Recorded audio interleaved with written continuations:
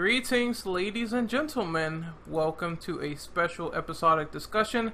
We will be talking about Ninja Gaiden, more importantly, the Itagaki games from the PS3 era and the Xbox era. But we have some guests here. I'd like to start off with my co-host, Mr. Bio Dom. Introduce yourself, good sir.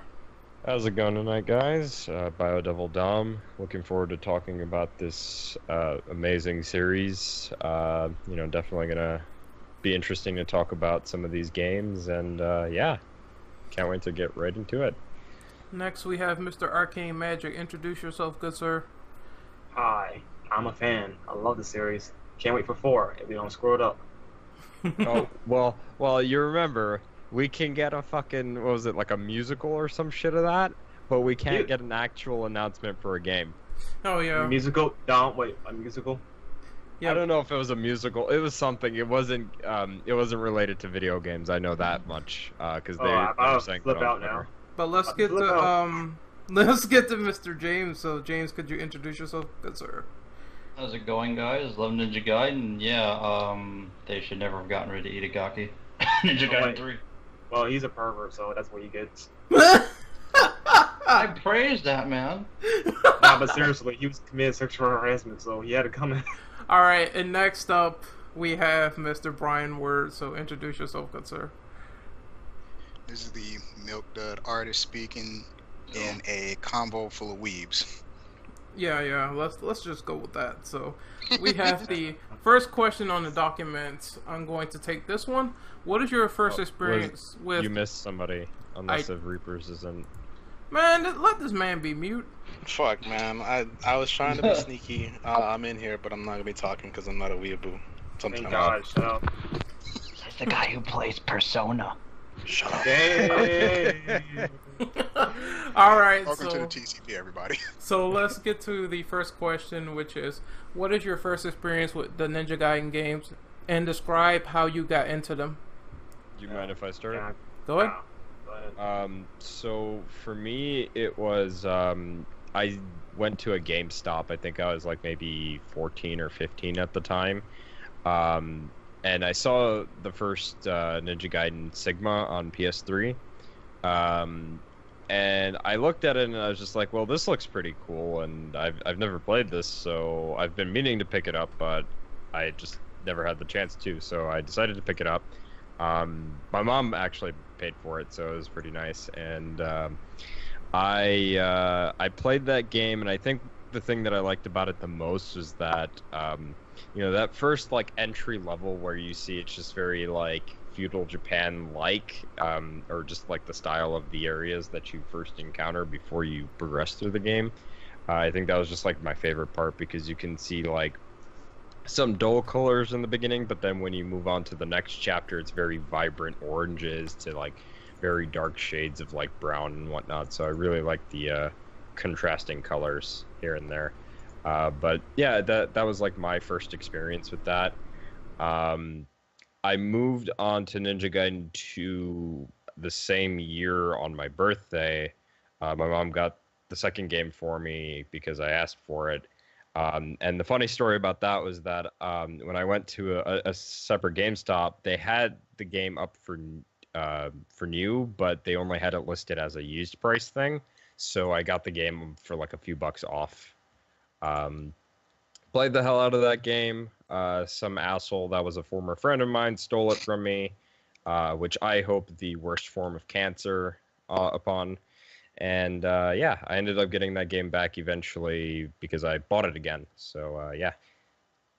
And then I played a little bit of 3 and 3 Razor's Edge, but I don't have a full opinion on it. What about you, James? Alright, I'm a little fuzzy on when I first got into it. I think I started with Ninja Gaiden 2. I never played the first one.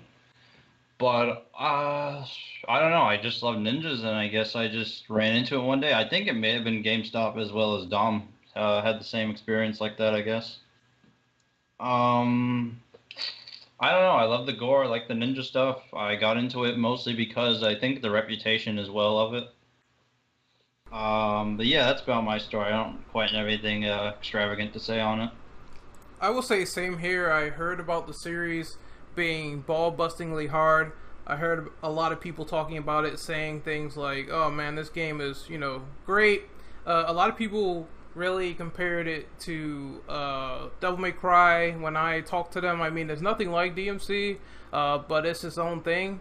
So I kind of picked it up from hearing that from word of mouth, saying that this was very hard. It had a lot of elements that were very new, like the way you can traverse through the terrain really fast. That was really interesting to me. The dismemberment too. Yeah, and the dismemberment. I think when they start introducing like obliteration techniques in the second game, it was fucking crazy. But they had obliteration in the first game as well. They did, but it wasn't quite as graphic. Yeah, it wasn't as graphic. It was tame. So to see that stuff in that game was, very cool to see.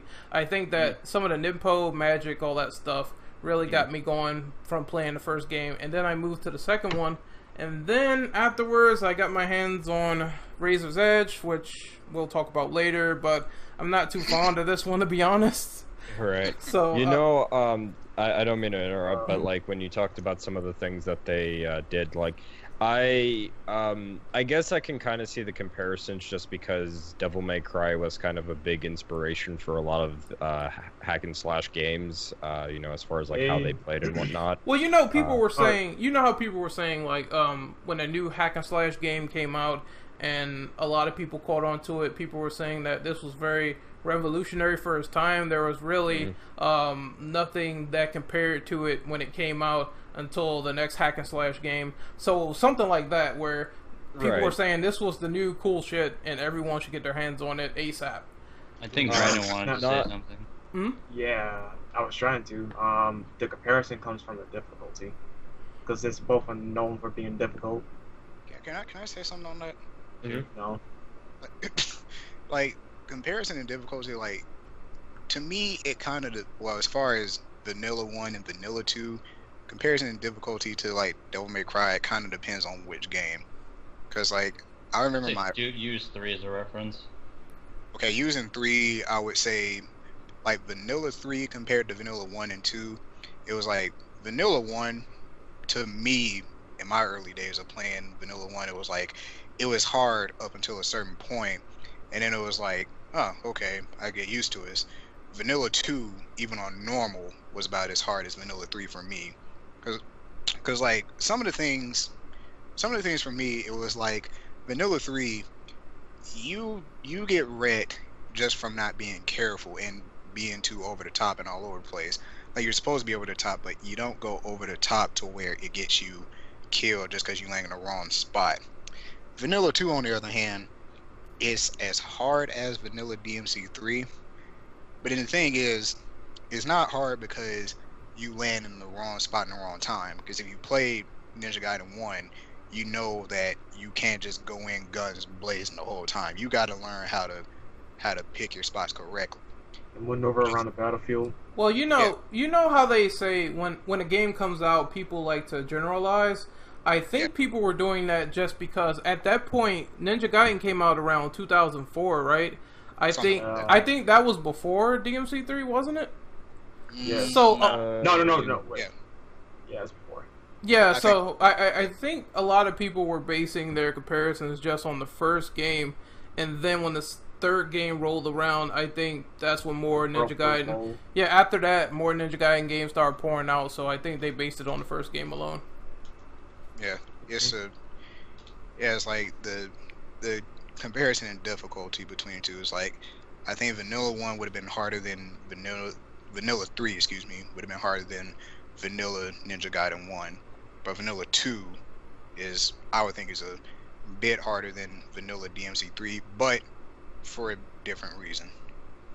Yeah. The only other thing that I did want to mention as far as like what it had going for it is that one thing I actually really like about Ninja Gaiden as opposed to something like hack and slash games like Devil May Cry is that the platforming is actually pretty decent compared to most hack and slash games. Devil May Cry is not something that had a strong suit in platforming, but for Ninja Gaiden's case, it was done very well because you had things like wall running and like the the wall jumps that you did to kind of like progress upward and whatnot. So I think that they really nailed the platforming in that series. Yeah, Sure. there wasn't a lot of But- dumb, what do you call those things when you jump in a hole and you die? Bottomless pits. There wasn't a lot of those, so yeah.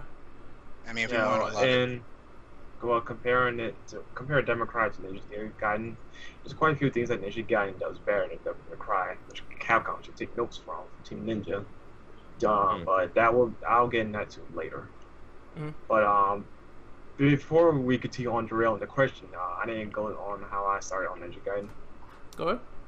Well, for me, it actually started from Dead or Alive. That was technically my first experience with Ninja Gaiden because they're in the game. Yeah. So yeah, then eventually later down the line, I played it on my friend's PlayStation 3 on Sigma 1. I couldn't play the game to save my life. I was so confused. The game felt a little clunky to me, so I stopped playing. And then, of course, years later, I got the game now, and man, I love the series so much. But it's a long road on how I became a Ninja Gaiden fan.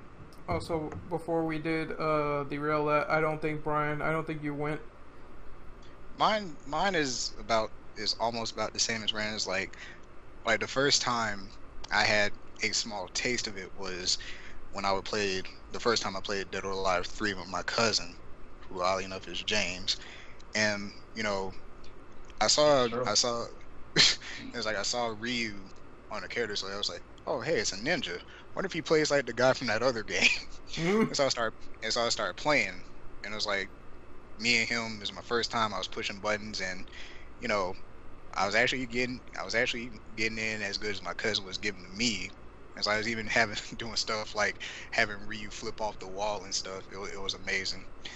And then my dad got me Ninja Gaiden for Xbox for my birthday, as I didn't expect it. I heard a lot of great stuff about it, and I started playing, and it was like right away I realized like, okay, can't quite play this game just going in gung ho. And I got in my first boss fight.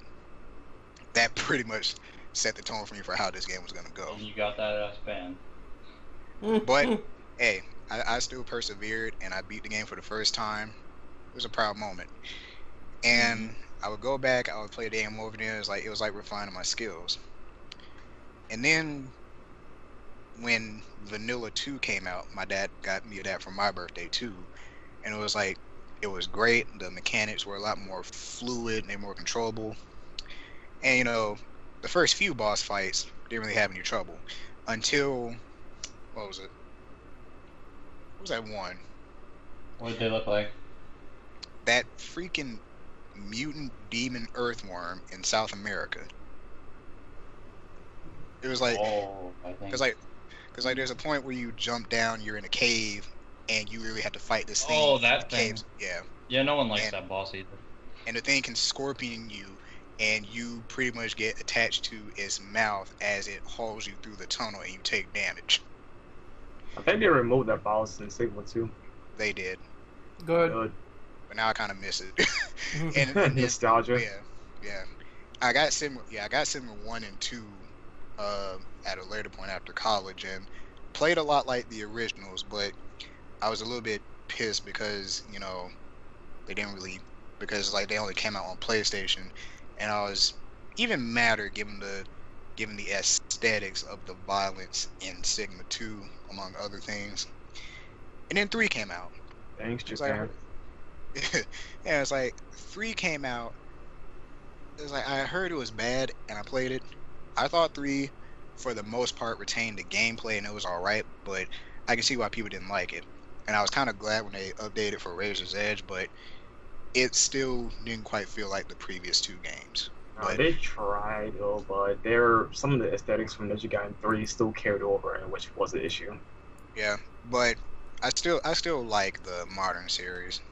So that's pretty much my experience. All right, so we have question number 2, Mr. Bow Double Dawn. Could you read that off, please? What has been your favorite Ninja Gaiden game from the PS3 trilogy? For me, I would have to say I liked the first 2. It's kind of hard for me to pick between those 2. I like 2 because combat-wise it's a lot better than 1, but one from Level like a level design and story design. I kind of like that a little bit more.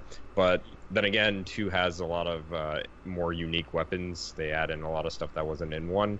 So, you know, I'm kind of like split between those 2 because I like both games almost equally. 3, obviously, I haven't really played too much, but what I've played, didn't really like it too much. Played a little bit of Razor's Edge as well, but that was just through the demo that they have.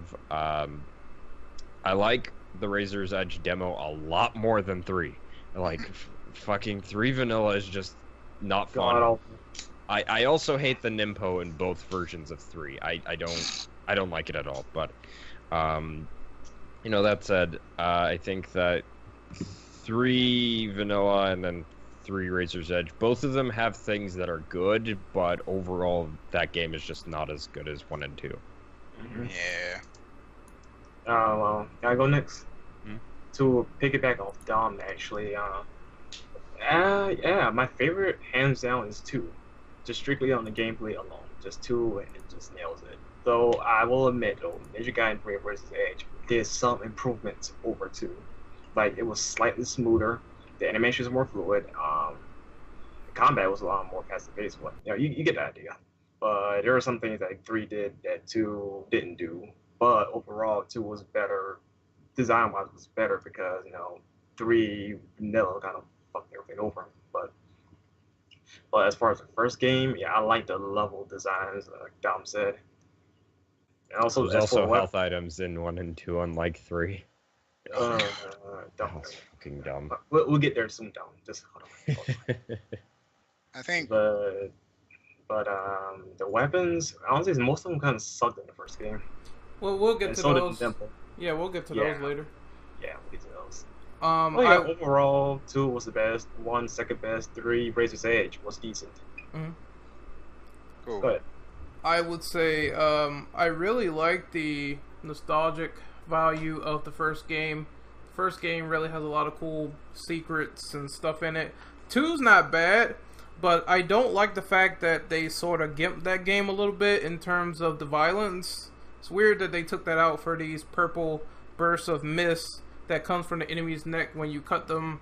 So it's weird how they got rid of the dismemberment and turned it into, well, it's still there, but it's just like no blood.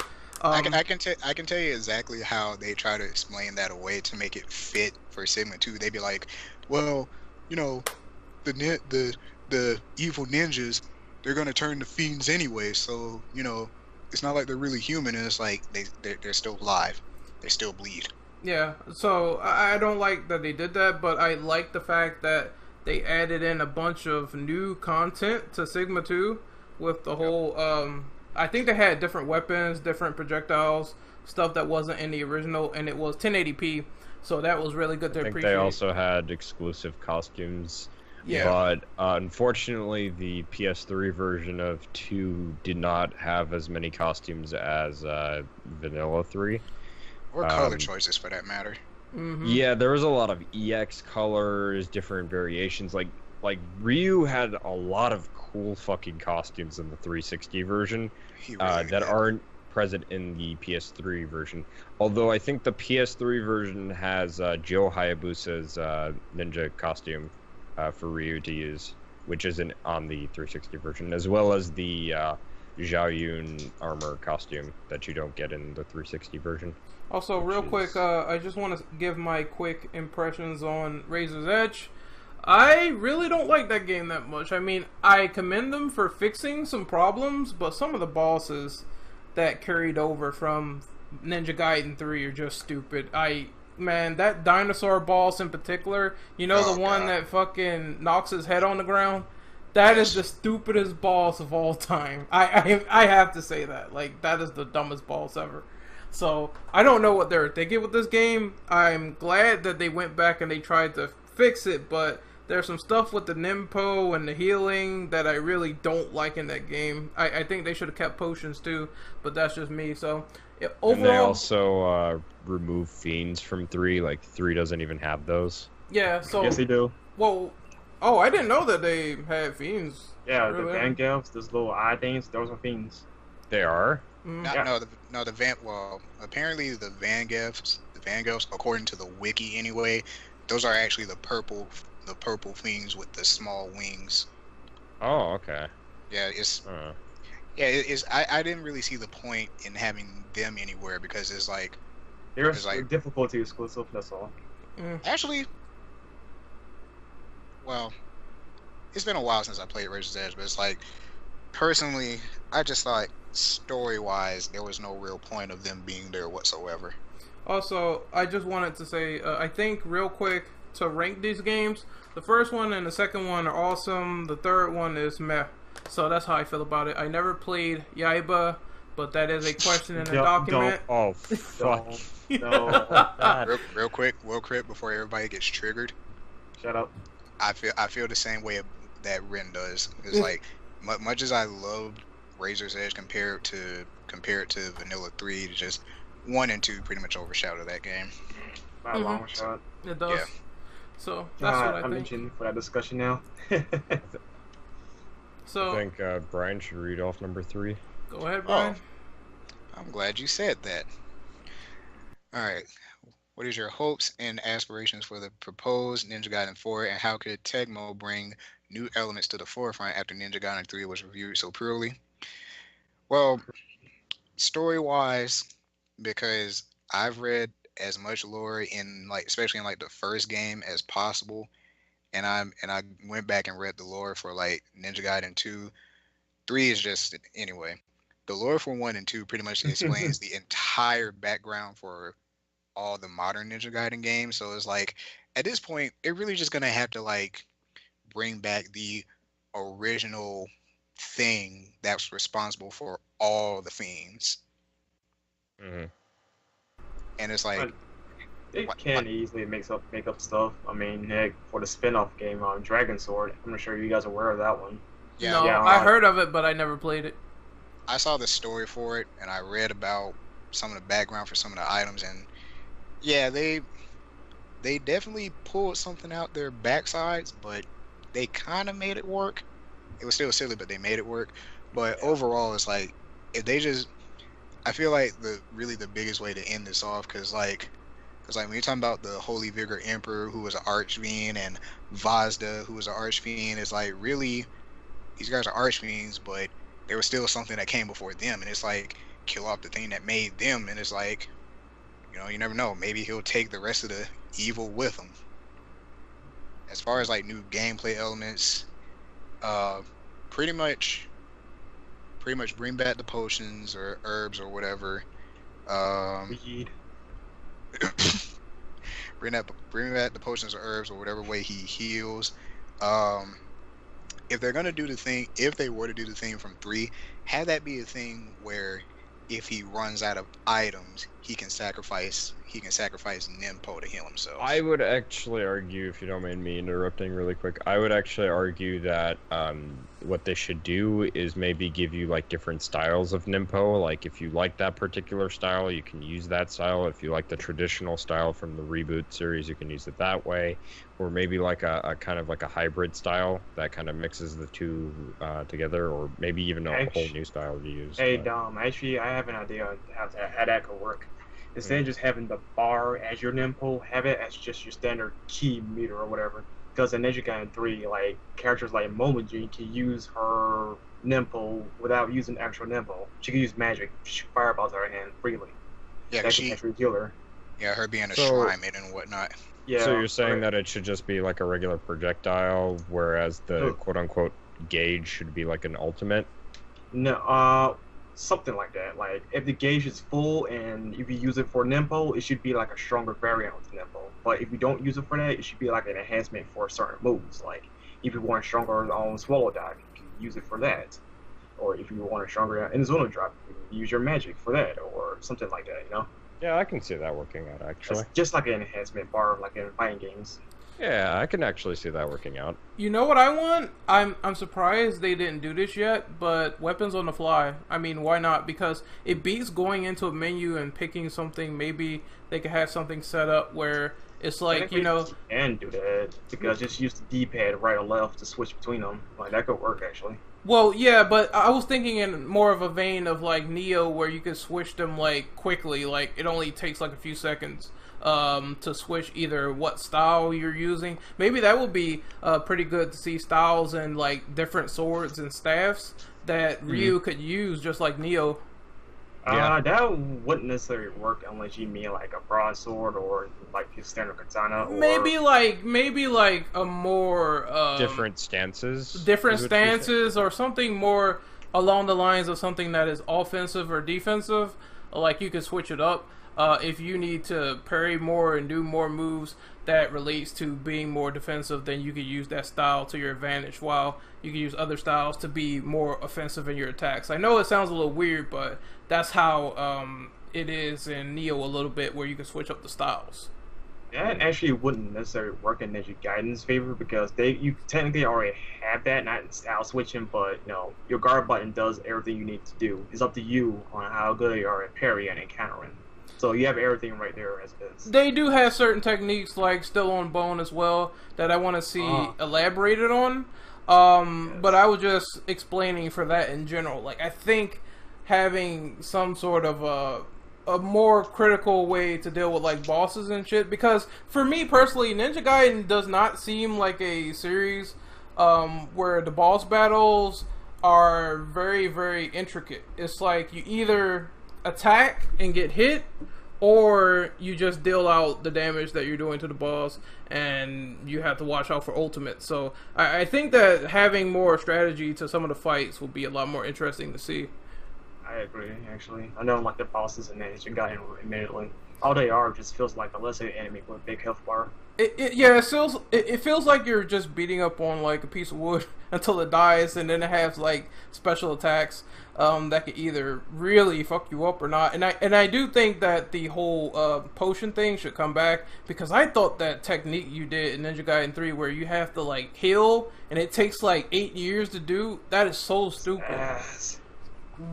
So I think that for me, like what I'd like to see for like a Ninja Gaiden 4, I guess I'd like to really just see them kind of tie in the reboot series to the original NES series, because that's still considered canon. So I'd like to see how that kind of just, you know, maybe gets linked together.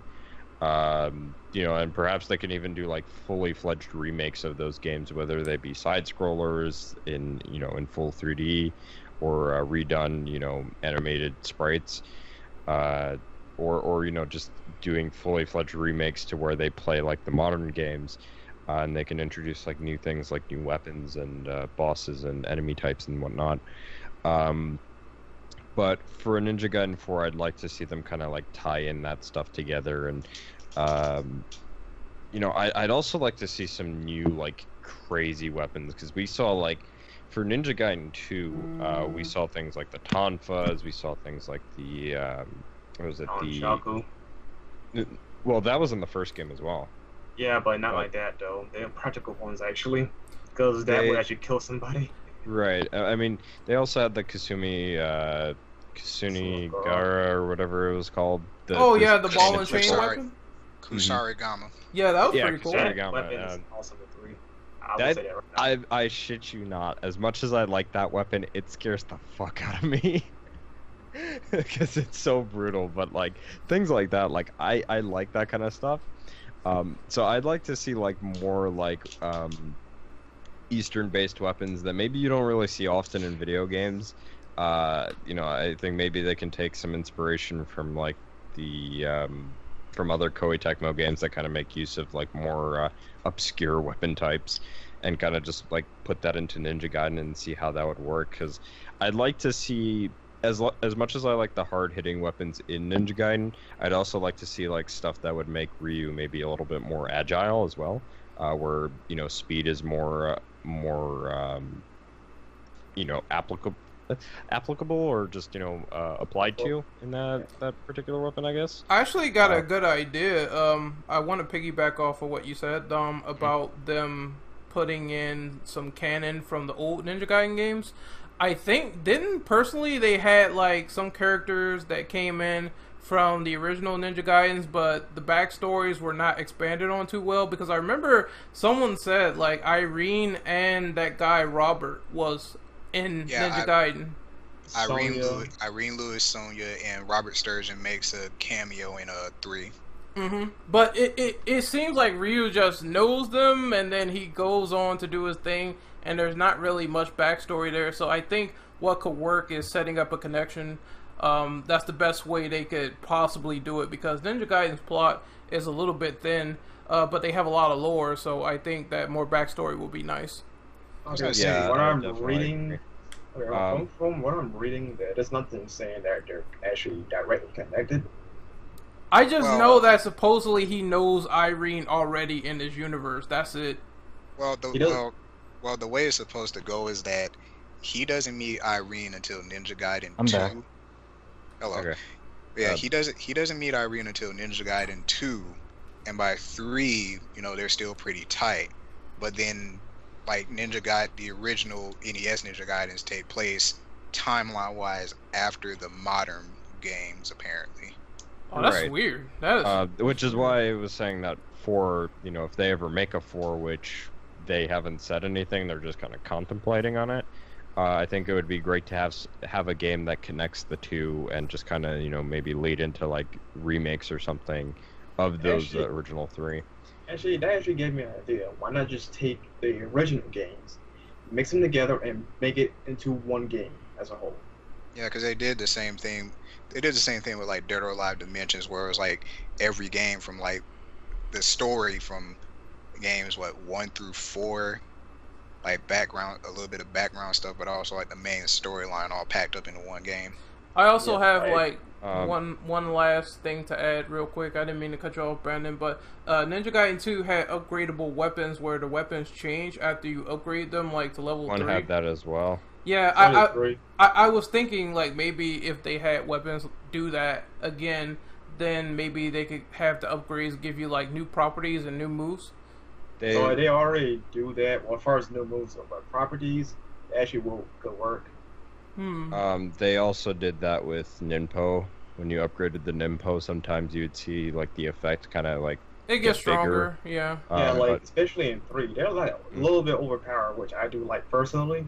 Especially when the fireballs, man, you shoot 5 of them out instead of 3. Right. But just to kind of shorten up my list, because I know we're kind of limited on time, and other people want to go.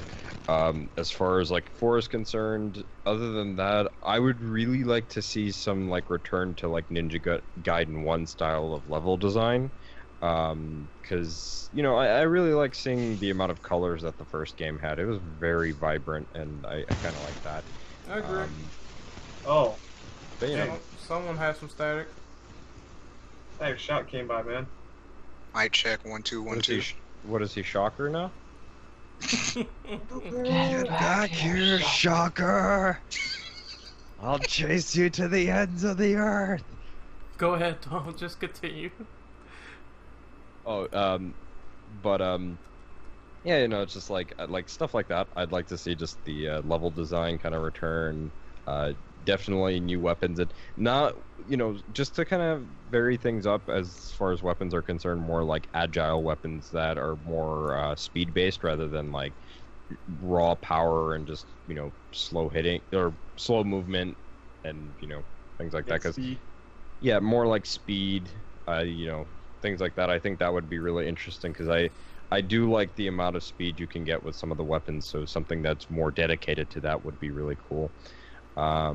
But yeah, and then I guess, as far as like anything else is concerned, styles I think could potentially work, kind of like you were saying, Ren. It just depends on how they implement them. If they go more for like the Neo type of style where you get different stances, it would work potentially. Just they would have to test that out. I think the last thing I would mention is that Ninpo, I would like to see more of that, like just more different ones than we've seen compared to the last few games, because the last few games it was kind of just the same stuff that they recycled from the first game. So I would like to see more, more that are new and just different, with different types of elements and attributes. Maybe they can take some pages from Neo. I was thinking maybe like Nimpo infused with weapons and having like some cooldown. Yeah, something like that. Would be pretty cool. So like a Earth style weapon. Mm. Alright, so we're moving on to question number 4. That was a long one, but it was very interesting. Also, real quick, to go off what Dom said before for recycling, only 2 and 3 recycle from each other. The first game, Nimbos were completely thrown out. But that's it.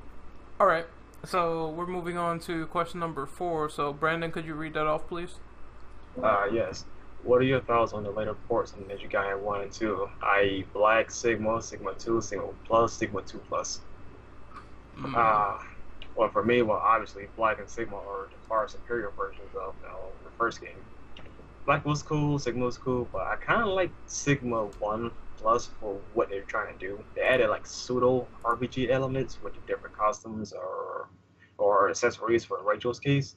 Either they give you more health, higher damage, more defense, and something else. As far as Sigma 2 is concerned, they may have taken away a lot of things, but overall it's not damaging like some Ninja Gaiden fans claim to be. It's still overall playable. It's not broken.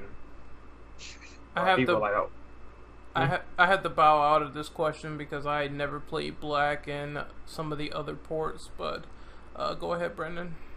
Yeah, as far as Sigma 2 Plus, it's remotely the same. He took away co-op though for whatever reason, but it's probably for the best, honestly, because the Vita cannot hold the frame rate that well online. And they added turbo mode, which was hype. Oh, they added a turbo mode. Okay, that's interesting. I haven't played, like, personally, I haven't played the Plus ports, the ones that are on Vita. I'd be interested in trying them out, because I know there's, like, different content in those that wasn't in the console ports of the games. I kind of wish they would release that stuff for the console ports, maybe even do, like, a PS4 port with, extra content, I guess. But haven't played the Xbox version of the original Ninja Gaiden, so I can't say what's different and how it plays. But I have played the original Sigma, and I've played Sigma 2. And yeah, I just think that those games are pretty good. I like some of the stuff that they put in there that was interesting. I also really like the fact that they have some stuff that isn't in the Xbox versions for Sigma 2. I think that's pretty cool that there's something different. So if somebody played it on like Xbox 360 and wanted to jump over to the PS3 version to see the differences, that would be a really great way to do it. But yeah, I don't really have any like major opinions, I guess. What about you, Brian? What about? The ones I've got my hands on were Sigma 1 and Sigma 2. Sigma Plus, I saw a video of it, and cutscene wise, Sigma Plus did justice. But then it's like gameplay wise, it seemed pretty choppy, especially, I don't know if it was the recording or maybe if like the PSP or the Vita couldn't just handle it all that well. Hard to say, but it did have frame rate problems, but they eventually fixed it. Okay, yeah. Which actually strengthens my answer a little bit more, but like so far as I know with Black, it was just an expansion that had like more weapons. I don't recall if it had Rachel as a playable character, but okay. Well, in that case, I definitely prefer Sigma 1 compared to like the original port. Extra content, and that was pretty much a big thing for me is extra content. Sigma 2, it was the same thing, but I kind of had to give it to Sigma 1. Like if it was a question of which game do I like better, simply because Sigma 1 kept in every aesthetic, and because Sigma 2, it's like, I mean, Ninja Gaiden is a violent game. That's how it was meant to be. It's like it's not Mortal Kombat violent, but it's violent enough to where it makes sense. Whereas Sigma 2 just like, oh hey, you cut off a head, it's like no blood spatters. Like, what is this? Ninja Gaiden for teenagers? This ain't. Man, in the original, you could obliterate that nigga. Yes. You would just Yes. wish Torso left. Mm. Yes. Yeah, thanks Japan. Stupid law. So, James, what do you think on question number 5? I mean, number 4. I am not a very big fan of Sigma 2 for the reasons of the gore and things like, oh, I can't upgrade whenever I want. I have to fucking wait until the game decides I can, which is an extremely stupid change. That's another thing I agree with. They rebalance some of the combat to where the enemies don't die as easily, and it's kind of stupid because isn't it like DMC where you're meant to combo them to death, and Ninja Gaiden you're supposed to kill them as fast as possible. So I don't like that either. As for Sigma, the upside to it is you get longer combos. it's like, Until they if die. you want to put it that way. Yeah, combo mad videos, everybody, shoutouts.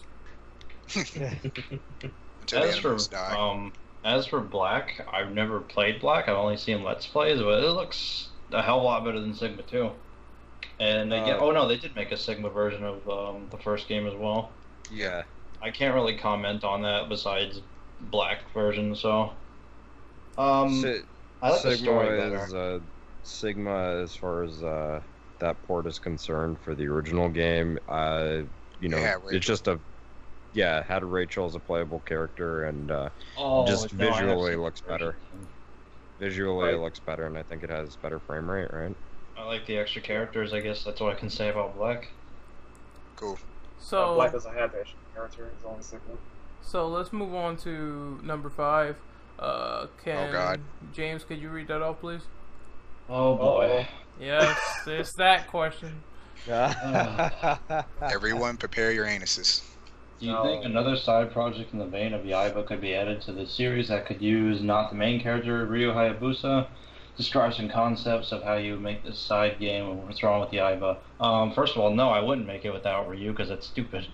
Actually, me and Brandon talked about this. What about Hayate? Exactly. Yes. Yes. I was actually thinking about this. Why not have a separate Ninja Gaiden game, but it's for the Mugen Tenchu clan? Yes. Hayate. Hayate is supposedly on par with the Ryu, so I don't understand why he's not shown more. Hold on, doesn't he give him his sword, and it's sort of implied in 3? Kojiki. Yes. Yeah, let me put it to you this way. Did you say- Hayate's sword is a playable character before Hayate himself. That's really stupid. I don't Also- understand why he's not in it. Also, James, did you say Akujiki? I think that's the name of the sword, isn't it? It's Jin Ranmaru. Yeah, You know what I'm Maru. thinking of? I had this Thinking sword of back Shinobi. The other. Yeah, I'm thinking of Shinobi. Oops. I'm playing Crash. I played so many Ninja games. How come I don't get to play as the hype ass Wind Ninja? You know what I Do you want. mind if I, dude. interject a little bit here? Just let me finish. You know what I want. I know it's never gonna happen, but imagine a fucking Shinobi X Ninja Gaiden crossover. I Man, hope that's so. correct. Dude, No, that theoretically, that could happen if Team Ninja, since Team Ninja and Sega are friends. No, Can that they could actually revive happen. Hatsuma? that'll blow my fucking mind. If not that, maybe like crossover, like unlockable costumes or something like that. Yeah, that That could would be work. an amazing costume. But if you don't mind me interjecting a little bit, like as far as like doing a spin-off title or a side project that's still within the Ninja Gaiden franchise, not in the vein of Yaiba, because Yaiba I would consider the DMC of the Ninja Gaiden series because of how bad it is. Especially considering the fact that the man responsible for DMC is also responsible for Yaiba, Keiji Inafune. And I think we kind of talked about that in our Mighty Number 9 roast. But He's a dick. if we talk about doing like a spin-off or a side game for the Ninja Gaiden series, I think it can be done. It just depends on who's involved. Like if it's the main Ninja Gaiden team, I don't think that there's much to worry about. Just hope that it's not like Ninja Gaiden 3. But if it's like, if you're gonna try to look for another company to do it, maybe get the Metal Gear Rising director and the development team from Platinum Games. they could potentially pull off a good Ninja Gaiden game, possibly. It just really depends on, if they're willing enough to do it and how if much they time they can have do as it. well. Yeah, and how much time they have as well. Yeah, that should not be rushed at all. Right. I guess, I don't... I'm kind of split with, whether or not a side title should or shouldn't have Ryu, because on one hand, you can say, well, they can elaborate on some of the other characters that are in the Ninja Gaiden universe, and even the DOA universe, but on the other hand, doing one with Ryu could potentially explain some things about what happens, like I was saying, it could potentially, they could potentially make a game that kind of bridges the gaps between, the Ninja Gaiden reboot series and the NES series. I also think that there's potential that you can do a game on Ryu's father, or any of the other characters within that particular universe could work if done right. I just think that it really depends on what's going to happen within the development side of things. But as far as how to do it wrong, don't do it like Yaiba, because Yaiba is just this wannabe fucking edgy ass bullshit that has nothing to do with Ninja Gaiden. Can I say something about that actually? Mhm. Because this is something that. Thank you, but this is something that does bug me when it comes to a certain series trying to do a spinoff. Is when you really look at Yaiba, one of the big things to me that jumped out was the fact that you're playing as a character that you don't know anything about, but it's supposed to be related to Ninja Gaiden, and it's who is this guy? Why are we supposed to care about this guy? We've never even heard of this guy. Wasn't the only factor about him was that Ryu killed him once and that was it? Yeah, Something like that. The whole plot to the story was that Ryu kills this guy, right? And this guy wants revenge because he gets revived as a cyborg ninja, right? And I think later down the line, he just kind of forgets about that whole quest of revenge and just does his own thing. I don't even know. I just remember that he kind of forgets about even wanting to kill Ryu or something like that. Wow, what is the There's a fucking reason point? Here's the thing about that. Because like I said, first of all, we don't know who this guy is. We only know that Ryu killed him, so we don't even know his backstory. So it's how are we expected to even care about this guy, number one? Number two, it's supposed to be Ninja Gaiden, but nothing like the Ninja Gaiden games we got before that even came out. Yeah, So once again, what's the point? Because normally, when you think about the spin-offs of certain shows, it's the spin-off is supposed to have a main character that was in the original series it came from.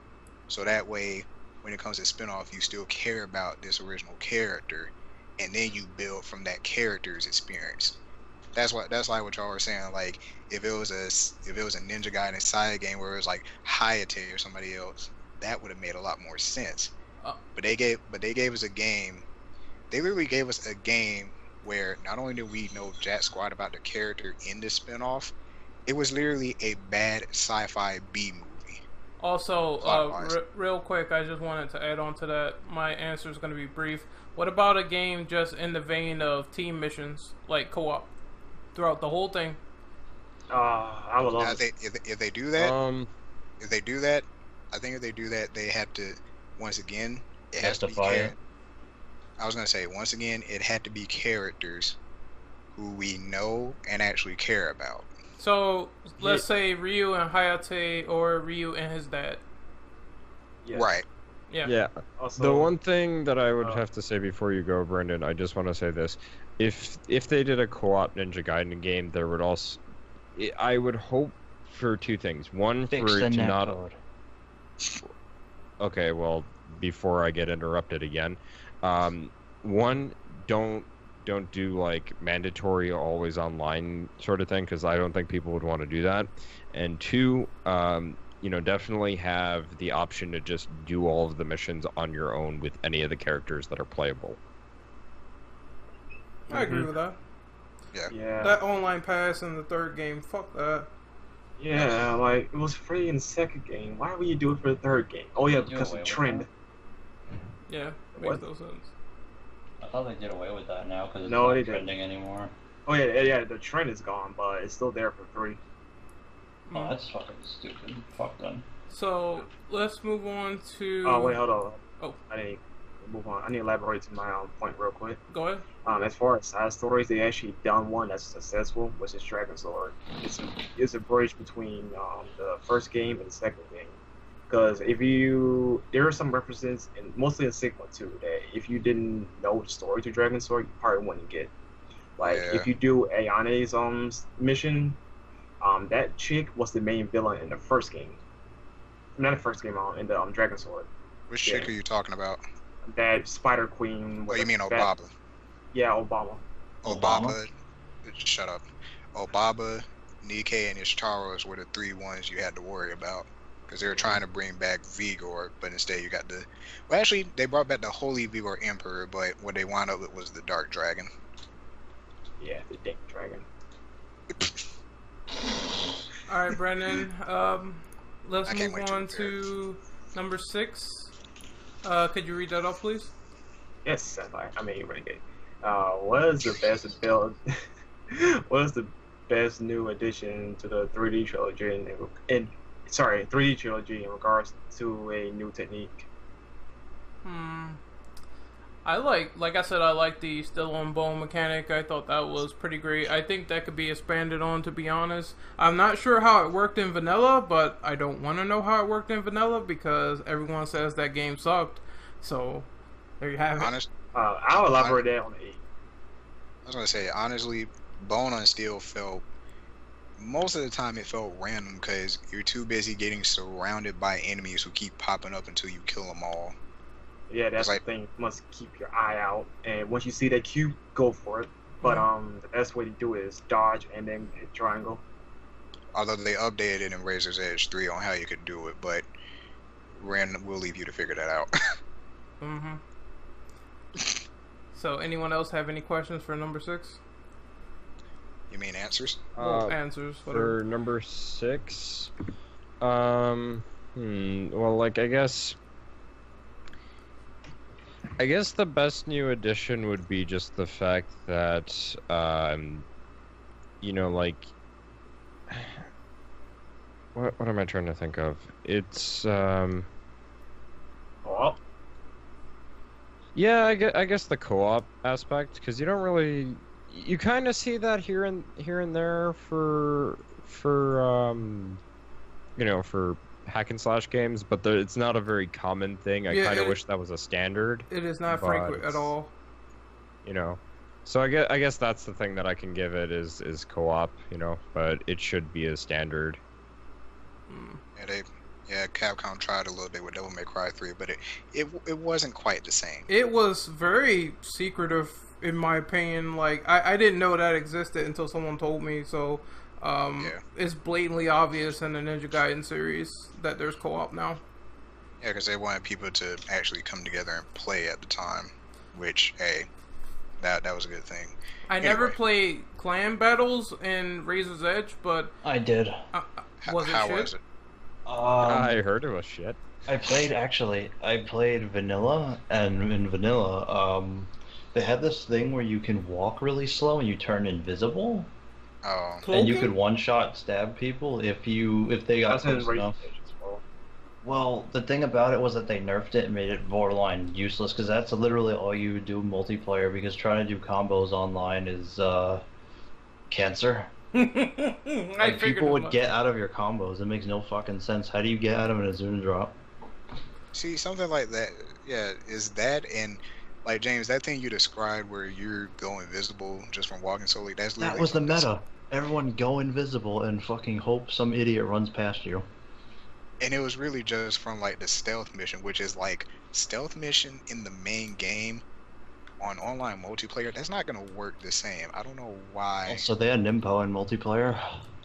They had the fucking Void, so you can imagine how broken using Void Nimpo was. Oh my god, isn't Piercing Void the one where it looks like a Kamehameha but it's purple?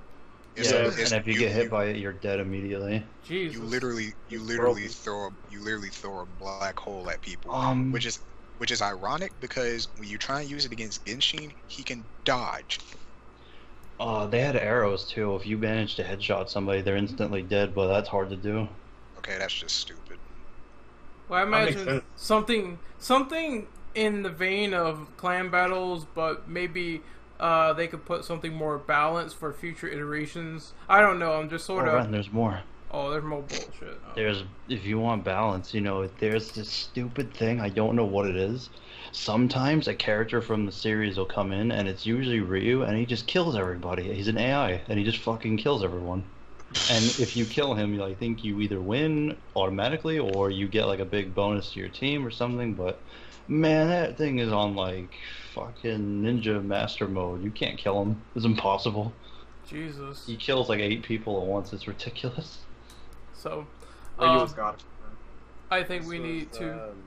This was number 6 or number. That was number 6. Oh, okay. So I can read off number 7 if you don't mind. Go ahead.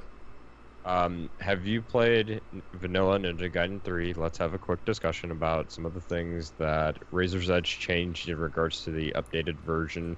Do you think the changes in Razor's Edge were any good over the vanilla version? This discussion ain't gonna be quick. I'm sorry. No, it's not.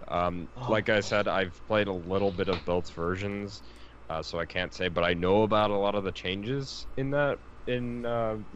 Moving on from vanilla to Razor's Edge, I can say that definitely the inclusion of all of the DLC weapons that should have been unlockable, as well as some other weapons that weren't in vanilla 3 were nice. The fact that you can also play as other characters was nice, because I don't think that was an option in vanilla 3.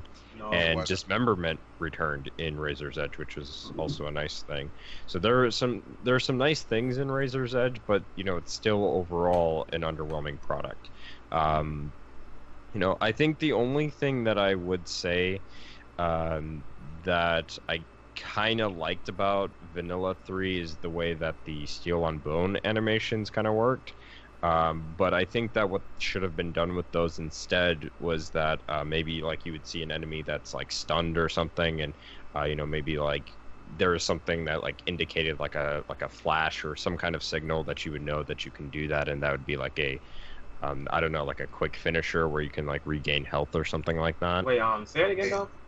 Steel on Bone, the way that they made that in Vanilla 3, because it's not in Razor's Edge 3. Some of the animations, you wouldn't see or even some of the cuts, whenever you did Steel on Bone, you wouldn't see that in Razor's Edge. Sometimes where you would just cut somebody down and you'd see a huge cut mark on their body. You don't actually see that in Razor's Edge. There was actually. I was gonna say there actually was a way you could trigger that in Razor's Edge. Ren, I know I said earlier that I wasn't going to tell you, but do you care if I say this now? Because it is kind of relevant at this point. Go ahead. Alright, so there's this thing where, okay, basically the grunts in, the very first level. There's this thing where they'll have, their little stun rods or whatever, and it's when they have this dark red and blackish glow around them, it's brief, but when that glow happens, they try and attack you, but then you attack them. That's when the Steel on Bone happens. You have to dodge first, as far as I'm concerned, because if they get you, it will do a lot of damage. But if you dodge and then press triangle, you will go back to it immediately, and then you perform a chain depending on the level you're with. Yeah. You have to counter them. Yeah. You don't have to counter per se.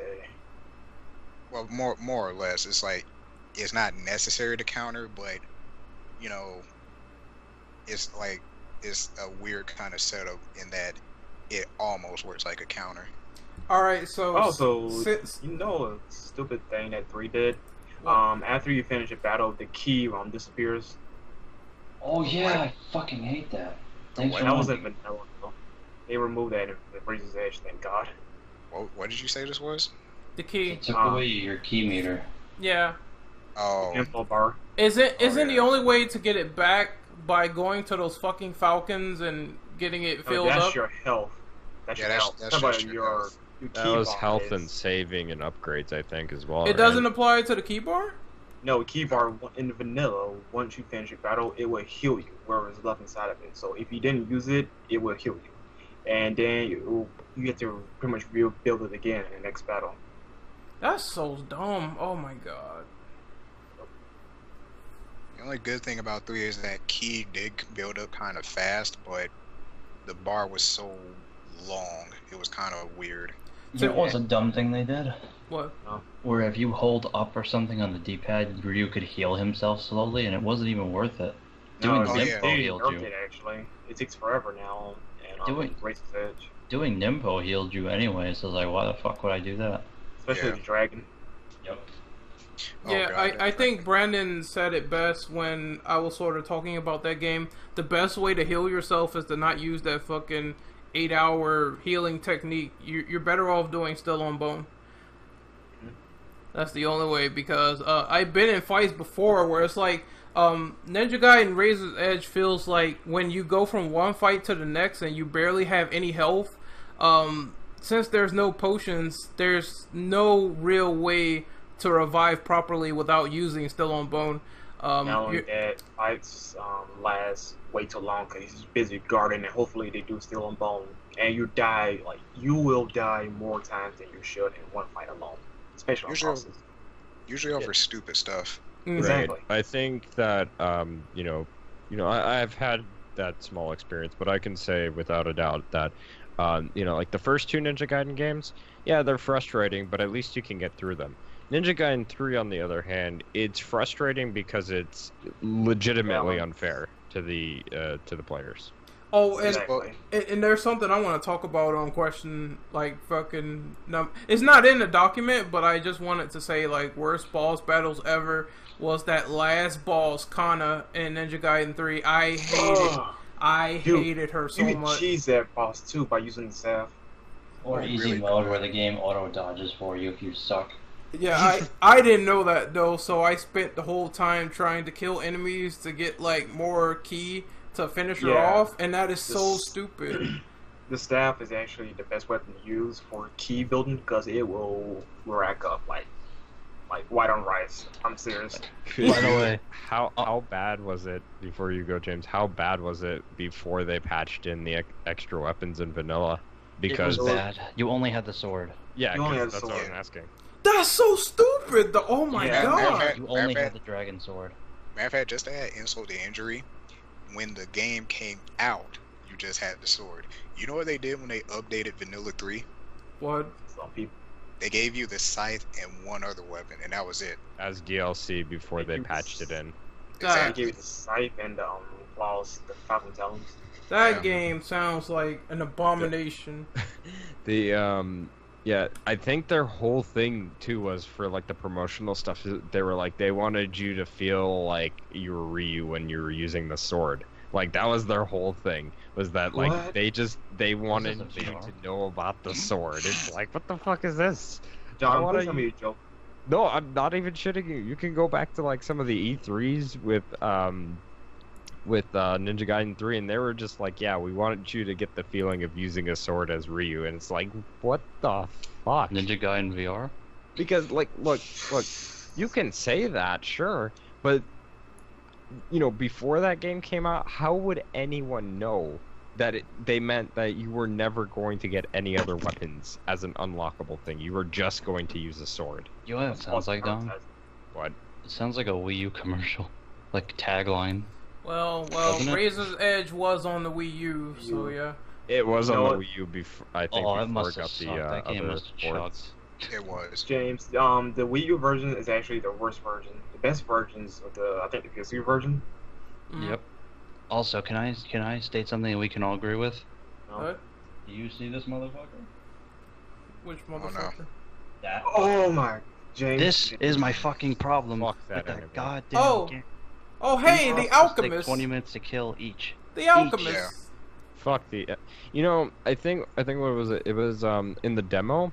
You have 2 missions and you have to get like Master Ninja rank or some shit in order to unlock Kasumi. Dom, you and James were there when I was doing that demo. You Mhm. were guys were there. I've experienced. I swear to God, I should have timed how long it took me to kill one of them. By the way, there are ninja trials where you fight like 10 of them. What? Oh yeah, I remember those. Yeah, I remember How them. the fuck are you supposed to beat 10 of these guys? They never stop blocking. They never stop Oh yeah, that's blocking. another problem. They never stop blocking. They never stop moving. They're always firing stuff at you. Yeah, that's And the then problem. You can't combo them for shit. And then they can grab you. And They drain can your grab ki. you. Yes. Not even drain your And- ki. They can drain your health. No, Fuck yeah, these they drain your Assassin's Creed ki and ripoffs. drain your health, which gives you lasting damage, which I'm sure you guys know what that is, right? Yes. Yeah.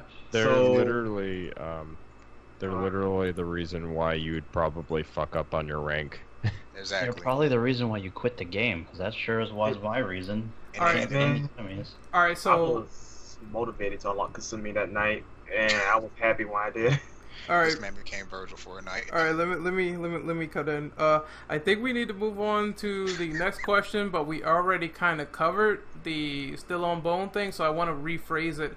How would you necessarily change that if there was a Ninja Gaiden 4 to be a lot more accessible to use instead of just dodging and counterattacking someone? Like, how would you change it up to make Do you it mind more... if I reiterate what I was saying earlier about that? Shoot. Oh, go ahead.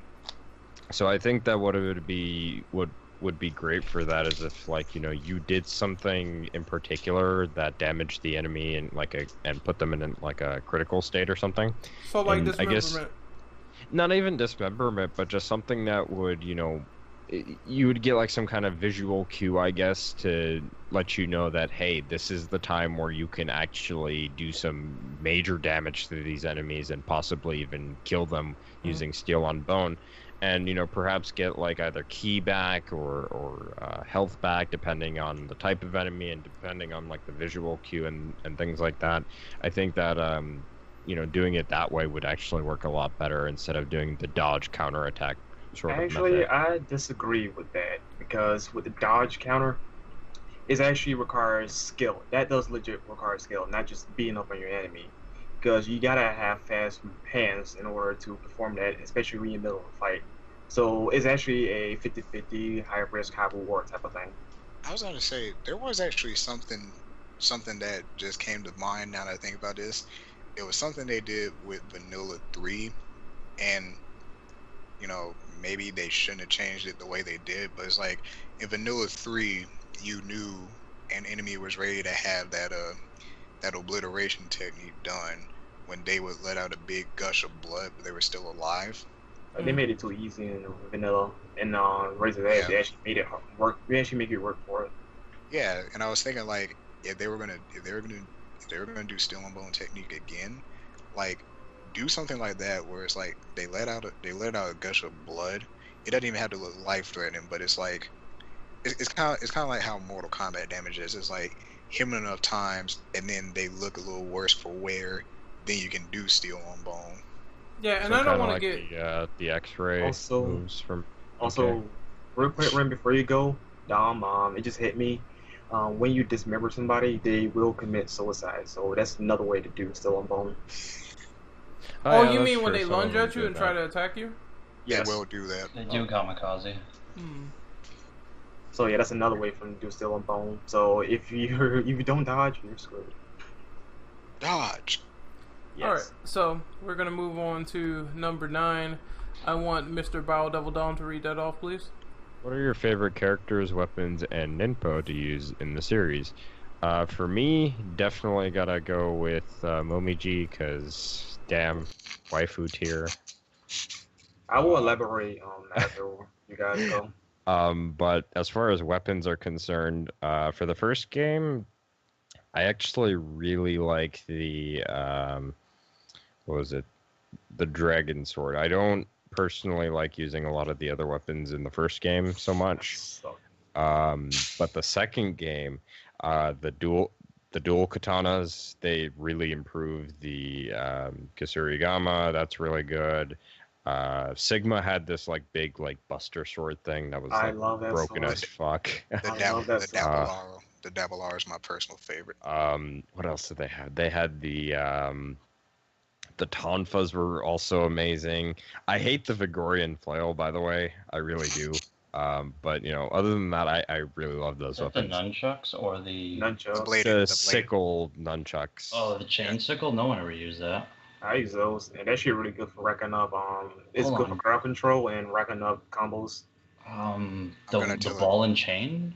No, the No. other one, the Oh, Vigorian dude, the flail. fucking nunchucks are good. What the hell? Yeah, I don't know, like. right? I don't like the Vigorian flail. I'm I gonna really tell, don't. I'm gonna tell a story about that when it's my turn, but y'all go on. But as far as like the Ninpo is concerned, what is the name of that dark one? The one that's like Piercing Void. Pearson. Yeah, that one's pretty cool. I really like that one. Hadouken. Okay, can I go? Yeah, go for it. Yes. Okay, so I guess favorite characters, I would have to go with Ayane. I think she's pretty cool to play with the Which explosive. version? I like. Well, I don't know why, but I like the second one a lot more. Kill yourself. Man, I do like the Razor's Edge version, though. I'm not gonna lie.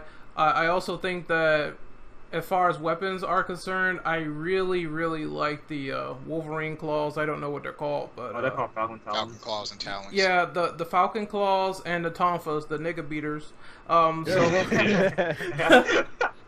that's what shout out to Rockaway. That's what he calls them, the nigga beaters. So there's also the Ninpo, which is the one that like sort of cuts everything in its path.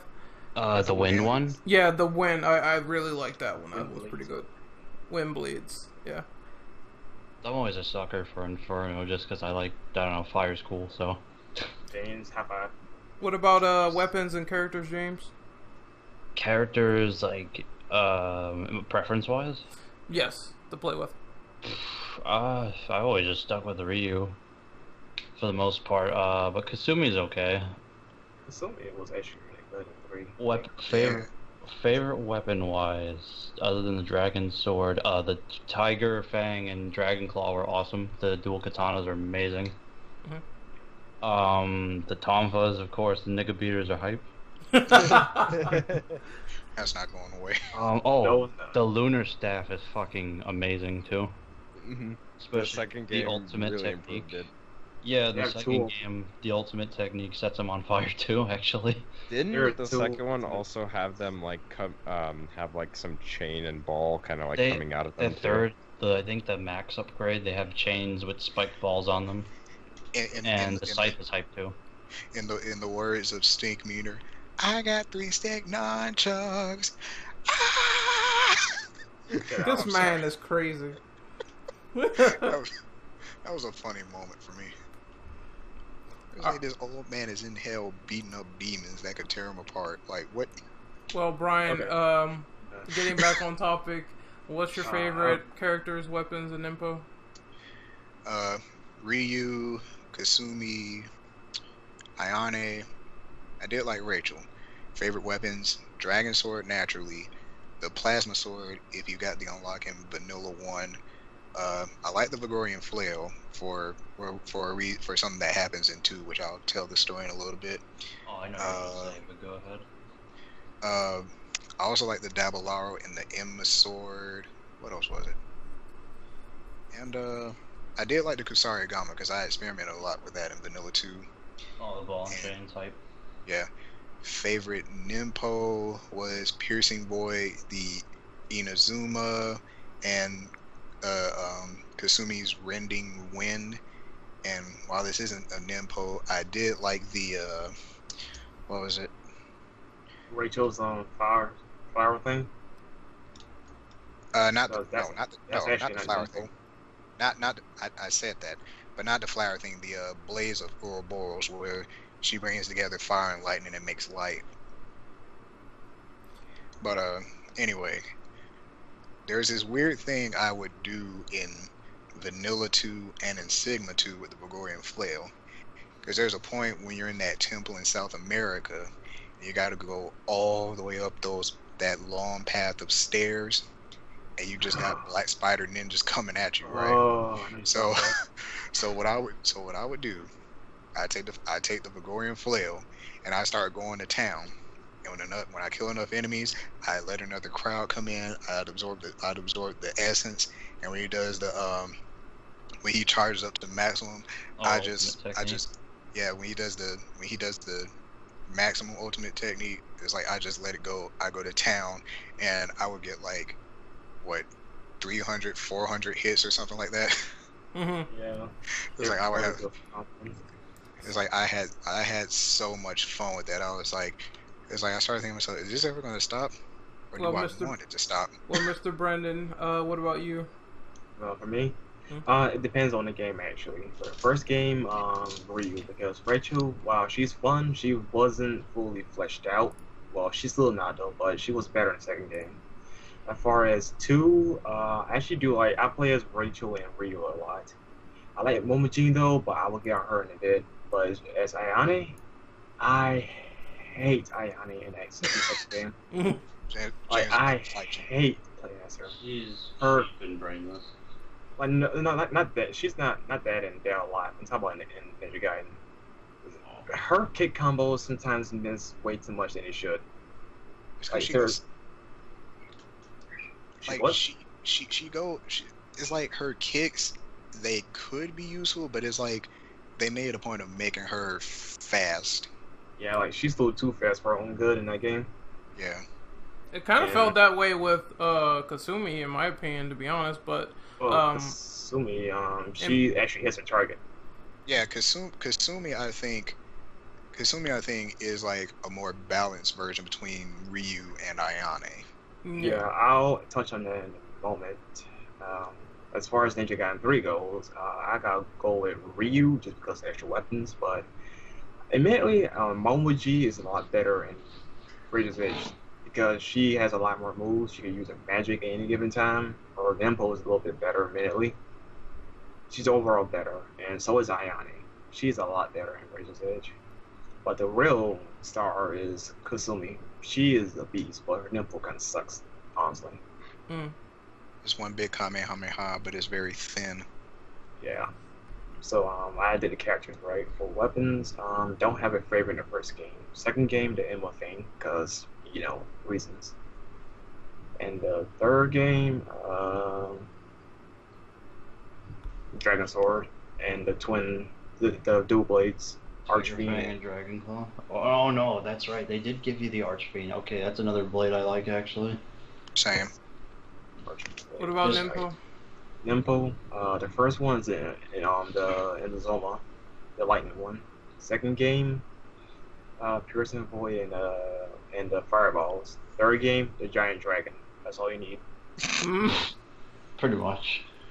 The first game, the vanilla version gave you just the dragon, and that was literally, it was like you literally just fought just so you could use that. Hey, and it's only hype in that game.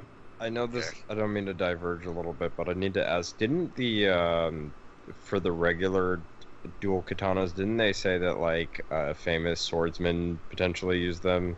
I think they were hinting at like Musashi. Yeah, but they're just katanas. They're not a Balkan and a sword or anything like that. Yeah, I know. They're just dual katanas. Possibly. All right, so we're on number 10 right now. I'm gonna read that off. Besides Ryu, what are your thoughts on other playable characters in Ninja Gaiden, and who would you like to see be added for future iterations? We kind of talked about this, didn't we? I think we did. Added characters, we did. But what about some other ones? Like, have you played some? I'll just keep it simple. Hayate, add that man so he can Izuna drop some people. Master to win. Let's go. Come on. Yeah. I would have to agree. I think there's a lot of potential for that character because I think they only make reference to him but don't actually have him in the Ninja Gaiden games. Dude, it was so weird that that cutscene in Razor's Edge where like Ayane gives him the sword and then you sort of find out later is Hayate. It's just like so weird. Didn't she say Hayate said something to him or something, a message or something? Yeah, it's a borrow. Like, turn it when you finish. Return it when you're done. Yeah. Didn't he break it though? No, that was the he broke the sword. He broke the Yeah, that really pissed me off how they broke that fucking sword in 3. Wait, which sword? The one that from the Black Spider clan. You mean the Archfiend sword? Mhm. Yeah. Man, you I- broke the coolest looking katana in the series. Exactly. Whoever decided that was a good idea, they should fucking smack themselves. You know what? I can tell you exactly why they set it up for that. Because it's like when you think about it, it's like the Archfiend sword breaks, and yet somehow the giant dragon sword the goddess uses turns back into his regular size, and then Ryu gets and he uses the dragon's eye, and so he destroys the giant goddess doll thing. And even though he used it to cut through the little girl, it actually doesn't kill her when you think about it. He didn't cut her actually. He only cut the thing. Oh, I thought Like- the lore with the dragon sword is it only slays evil. That was pretty much the thing, is that somebody like Ryu, even though it would have cut through the girl, it wouldn't have actually harmed her. That was pretty much the whole thing about that. Also, I feel stupid. How has no one mentioned Genshin as a playable character? He's dead though, but that would I be don't nice know. actually. Bring Prequel him game, back maybe? for co-op. Doesn't have to be canon, just like for co-op or Ninja Trials, just for fun. They could potentially do a prequel game where, like, maybe Joe and him face off. Yeah, they were friends at one point, I believe. I think it would just better to have them in like the Ninja Trials in a co-op mission. Yeah. Just as for fun characters. Alright, so we have question number 11. So, Mr. Brandon, could you take that, please? The follow-up question 10: how can Team Ninja include the other playable characters in later Ninja Gaiden games? More moves. Well, Yeah. yeah, for starters, they need to add a lot more to the other characters. I get Ryu's the main star, but that's one thing they like behind is giving the characters more. At least to their credit, though, in Razor's Edge, they added a lot more to both G and Ayane. But they didn't add new weapons nor new Nimbo. They replaced one for Momoji, but not added another one. If anything, she should at least have two. The one from Sigma 2 and the one she had in the third game. Yeah. Also, different weapons. Like, the whole gimmick between Ninja Gaiden is Ryu's the balance type, or all around, because he has heavy and light weapons. Ayane is the fastest. Kasumi is balanced between speed and swordplay. Rachel's heavy hitting, so she's strong aesthetically. And Momoji is the agile one. Something they could fix. Can we have weapon switching already? That I would have to agree with. Yep. No, I said no, that's not actually part of the question. I don't care. Actually, we discussed that when you were gone, James. Yes, we did. I would like to just say before we move on that as far as like other characters that have either been playable or haven't been playable, unique moves that aren't like, you know, tied to like any of the other characters, new weapons that like Ryu hasn't used or any of the other characters have ever used, although having those weapons as like unlockables, maybe that would be nice for like New Game Plus and stuff. But definitely something that we haven't seen before in a Ninja Gaiden game. I think that would be great. Yeah. That's also as a personal. Hopefully, if they bring Rachel back, give her more hammer and gunplay, because she has combos that can mix both together.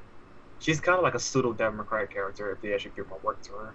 Oh yeah. I really like Rachel, to be honest. Last time I played She's the first one. overpowered. Yeah, that hammer, man, it's no fucking joke. So, we're moving on to question number 12. Mr. Devil Hunter James, could you read it off, please? Sure. Name some of your favorite and worst boss battles in the series. I'll let one of you go first while I think of one. I don't have a favorite, actually. In fact, I don't like none of the bosses. Only I don't one like I any of the remotely bosses. like is freaking Genshin. Yeah, I think That's a- Genshin was cool. I'll list the ones that I did like. In one, there was the fight with Gamoth. There was the fight with Doku. Gamoth, Doku, and I guess Mirai. Like mainly I just like boss battles Human against enemies. against human-shaped enemies, because like they're just about unpredictable, really. Well, Well, Mirai like- is simple as a starter boss, but when you Yeah, but play he- that shit on Master Ninja, oh my god. Yeah, because he has his Yeah. stupid friends. Mhm. I also did kind of like the Dragon Balls because that took a little bit of doing. You know what? The Well- Smaug and Okay, who in here likes Oma? Who? Oma, the boss, in Oma? Ninja Gaiden 1. Yes. fuck Which is Oma. yes, The yes, Fiend? The Fiend No. lady? yes. No. No. Isn't she the Oh, one that uses her She's- blood to she's attack the you? pink bitch. Yeah. No. Yes. No, the That's one with Rachel's the, sister. yeah. Oh well, fuck, Oma. fuck both of them. Oh my god, I hate them. Personally, I like Oma 2 better than 1. 1 just about broke my spirit for a second until I finally figured out how to beat her. Dude. Oma. Dude, those shoulder charges. Oh, I could not stand them for the life of me. I usually like flying swallowed into those. Well, I didn't have that mentality, so I kept getting guard broken. But yeah, And yeah, I think she's more annoying in 3 actually, because they do return old bosses in Ninja Gaiden 3, on the Razor's Edge. because of those stupid skull trials. Man, Skull Trials suck. Man, no healing. Like, You know what's what? worse? You know what? Like, I remember in, like, the reason those boss battles suck is because the mechanics in 3 are so different compared to, like, the first game or whatever game it came from. Because, like, try fighting Doku in 3. Oh, I I must have. have- It sucks. I must have done it, like, 5 times before I was like, screw it, I'm done. I ain't find those bosses. Also, worst bosses, real quick. Worst bosses. The end boss of Ninja Gaiden Razor's Edge, Kana. Fuck you. Fuck you. No, Fuck you know what's worse than Kana? The dude before her father. Oh, you mean the what is his Region of name? the Mask. Yeah, the Region of the Mask. I hate him too. I don't like him either. AKA... No, it No, wasn't Cliff. no. It just hit me. Um, Cliff was There's his one person that betrayed is brother. worse. There's one person that is worse. That is Shadow Ryu. Oh yeah. From wait, one? Fiend Ryu or Shadow Ryu? No, from 3. 3. Oh, the Epigonos. Yes. Don't you That, fight Fiend Ryu though? I call him Shadow Ryu, but it's still Fiend Ryu. Doppelganger, whatever you want to call him. yeah, Fiend Ryu is the doppelganger you fight in a Sigma 1. But he is actually relatively easy by comparison. That's because you can Epigon- exploit him for being stupid. Yeah, but Epigonos is just dumb. Yes, he is.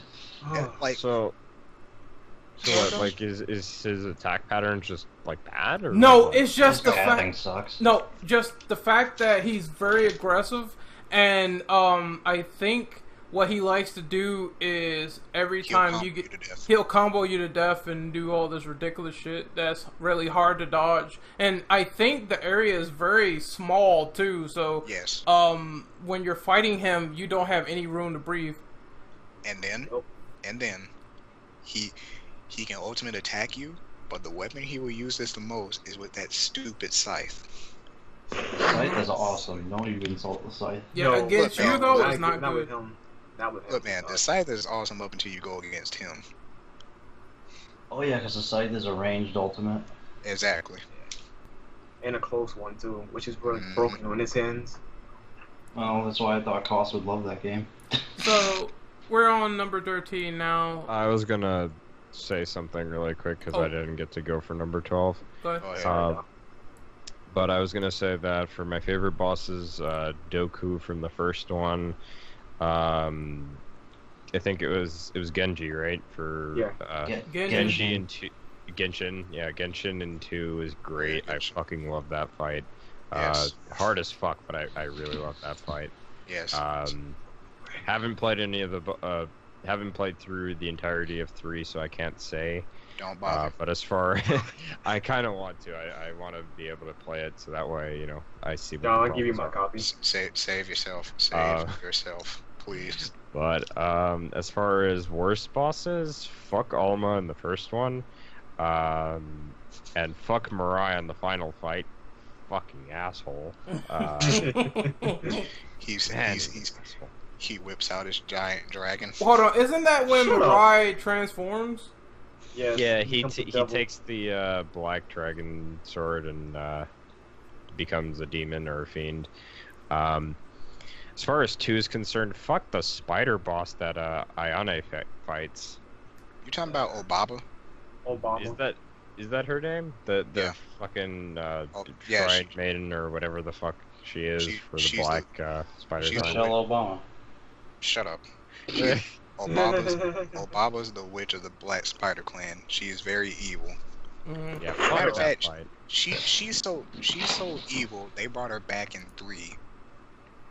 All right, so She was better, too. I think we need to move on to question 13. So, who wants to read that off? Brian? Well, how about you? Because I don't think you read anything for a while. I did. I read. Did you? I read the last question. Oh, fine, I'll read Did it. you? Yeah. I'll read let it. Brandon take this one. Okay, what are some of the best and worst aspects of the 3D trilogy? Ninja Gaiden 3? I think we're all in agreement there. Well, Yes. no, I can top you on that one. Yeah, Fucking Yaiba. Oh my That god. doesn't exist. Yeah. Not canon. As far as best aspects, I think I mentioned this earlier. The platforming is actually really good for that for the series. You know, I don't think I've ever played a hack and slash game with excellent platforming. I don't worry as platform. I'll give her credit for that. Weapon variety. I really like the amount of weapon variety, and the level design from the first game is probably my favorite aspect. You must have a lot of hammer space for all those weapons. I'll Every say hack and slash guy does. I'm pretty much in agreement with Dom. The fact that the level design is really good in some of the Ninja Gaiden games. Worst aspects, definitely stuff like Razor's Edge. Definitely the fact that the key meter is just really stupid in that game, along with the healing. I think that they shouldn't go back to stuff like that. I have a follow-up question after we finish with this one. Go ahead. Oh, were you done with this question? Yeah, I'm done personally. If anyone else wants to go, they can. Okay, well, what's your favorite stage from the Ninja Gaiden series? Hmm. Mine is That's a the good Tokyo. question. Mine is Sky City Tokyo from 2. Yeah, I really like that opening stage in the second game. It's really good. They have For really me- great music. Yeah, it did. Like, for me, well, that's another question, actually. Well, for me, it's the Sky City Tokyo and the water stage in 2. Oh, That isn't was that all- in Yeah, Rome or something? yeah, of all places. I Yeah, think. Also, I think the stage in the first one needs some love too. The fact that it starts out in the Hayabusa temple. Village? Yeah, Hayabusa Village. It looks beautiful. Yeah, I was gonna say Hayabusa Village is probably one of my favorites in the first game. I also like the city that you go to during the nighttime because it's Taiwan. very very different. Techno. Yeah, like, and then it's very contrasting once you go into It's a the foreign daytime. country. Yeah, so I really like that aspect of that city. But I not only Sky City, Tokyo in the first game, but I would also say towards the end of the game, where you go through like that what is it, that was it, the volcano or cave or whatever the fuck it was. They were inside some shit. In what where all game? the The first one? happened? Is it the Okay. first no, one? the or second one. Second one, that's towards the end. Mount Fiji. Mount Fuji, yeah. Oh yeah, Mount Fuji, which Oh, I leads forgot you one. straight to hell. Yeah, that one. I'm on that stage too. I just was playing it a couple of minutes ago. That is some irony though. All right, so Like- Hold up. Also, the Manhattan stage for Ninja Gaiden 2 is pretty hype when you go to New York City. Of course, you say Yeah. that. oh yeah, I forgot That you shit's fight cool, man. I forgot you fight the fucking Statue of Liberty. That shit was awesome. That was so fucking hype. That was so. Fuck you, fucking freedom. No, freedom was a slave. Is the anime canon to the Ninja Gaiden story? I which don't one? think so. Nah, In terms of the Nah. 3D, in terms of the 3D trilogy, no. Well, no, because isn't the 3D trilogy connected to the original NES series? Loosely. it's was it's soon- Loosely. it's connected, but I think that from what I can tell, that anime probably Is more timeline-wise- connected to the NES stuff. which timeline wise the NES stuff came after the 3D ones. Yeah, that's why I say it loosely because timeline wise. Because I was gonna say, like, you know, he can just be like, look, I whooped the Statue of Liberty's ass once, I'll do it again. which is rather ironic because after Rachel shows up in Manhattan, then the statue's back where it's supposed to be. So we're moving on to question number 14. What's your favorite costumes in the series? I gotta go with Fiend Ryu. I fucking love that outfit. Oh man, dude, I have so many, but I'm gonna let some of these guys go first. I got one. Well, I have a few, but can we count the ones from DOA? Yeah. They're actually in Ninja Gaiden 3. The shirtless one you're talking about. The shirtless one is sick. The coat one is sick. The Fiend Ryu that's in DOA that I think is in 3 is pretty hype. The Fiend Ryu costume, they had the black and white version.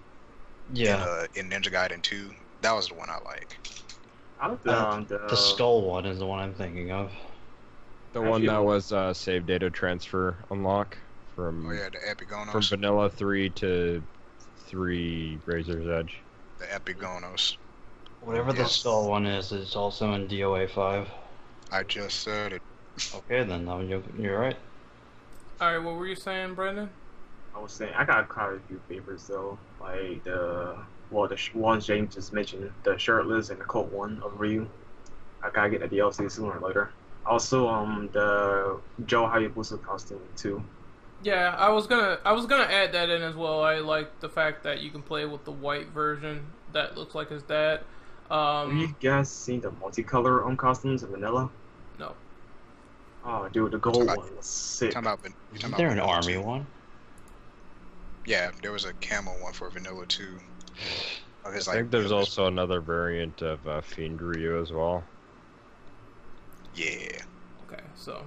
But for me, it was because I have a few. I kind of like all of the Fiend variants, but I think the one that's in 2 is my personal favorite. Definitely classic Ninja Gaiden Ryu is pretty hype. What else?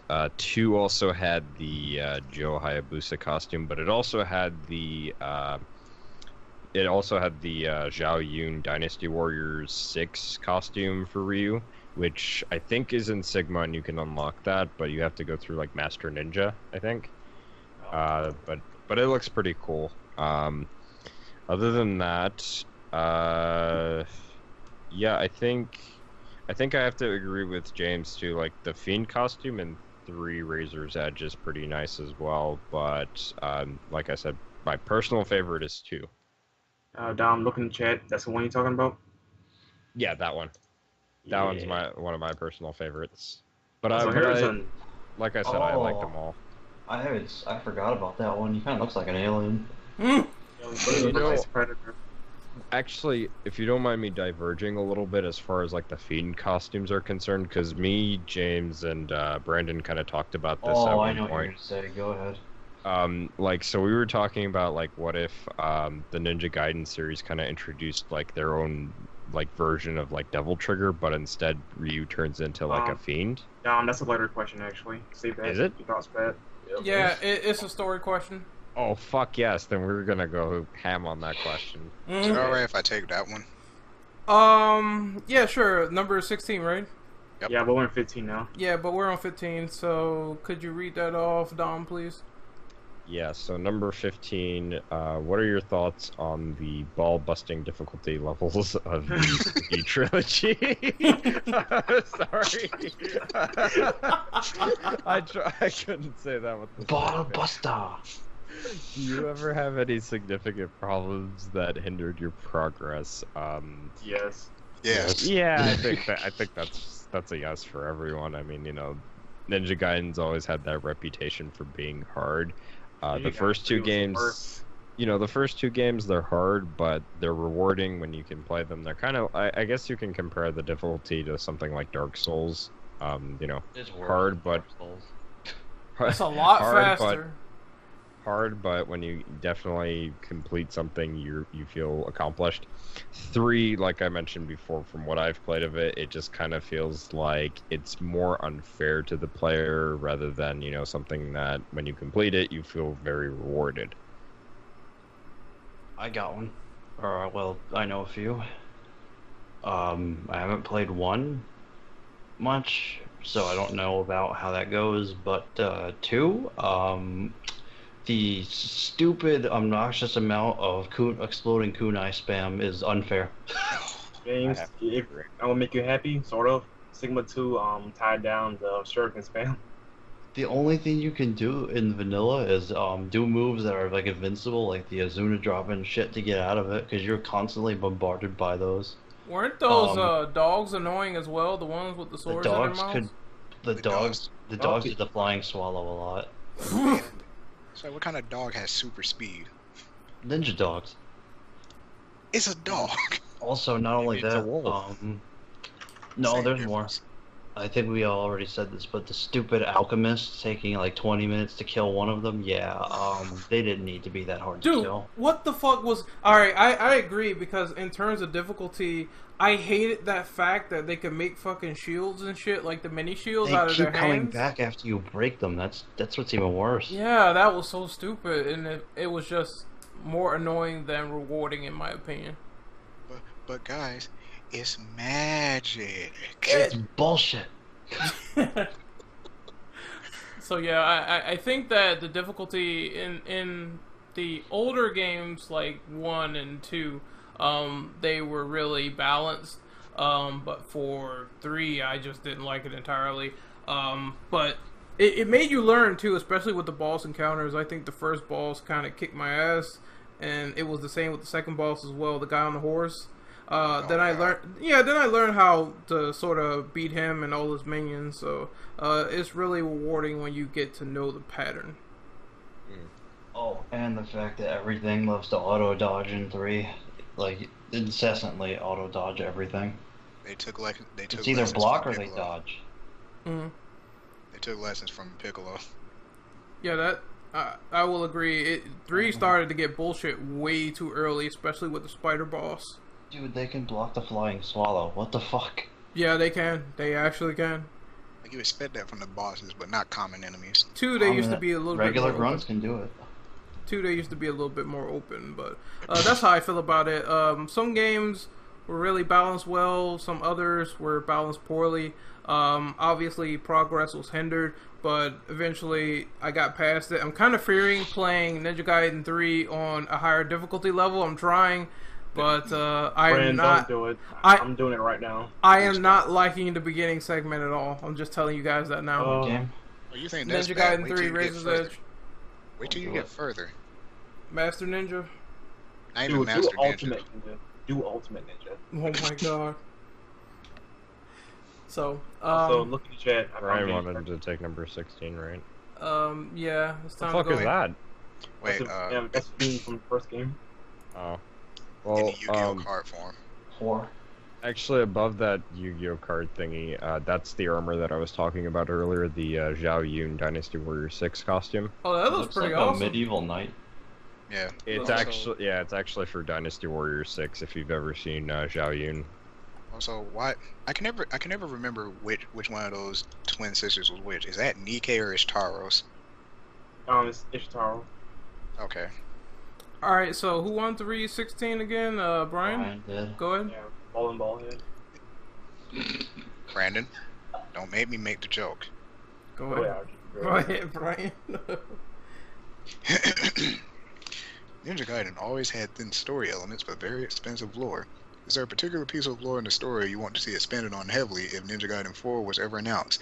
Yes, this does include a Fiend Ryu arc. First off, Fiend Ryu was actually a thing close to the end of Ninja Gaiden 1, but he broke that curse. But as far as the lore, it would have been nice if maybe at some, like, if they do a Ninja Gaiden 4, because I already talked about this, or at least mentioned this earlier, they show like a more visual representation of that creation story that you find in the books in a Ninja Gaiden 1, because it's like the story for the games as far as like the fiends or whatever, you only get very minimal details as far as like what the cutscenes tell you, but you actually read the text, like the Book of Vigor or whatever it was called, that explains like how the universe got started, how the fiends came about, the arch fiends and all that. Mm-hmm. It tells you everything you need to know.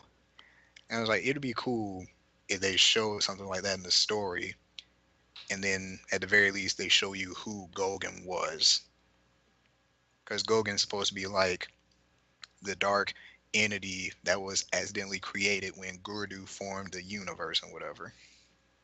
So Master it's of the like, Universe? huh? Masters of the Universe? Shut up.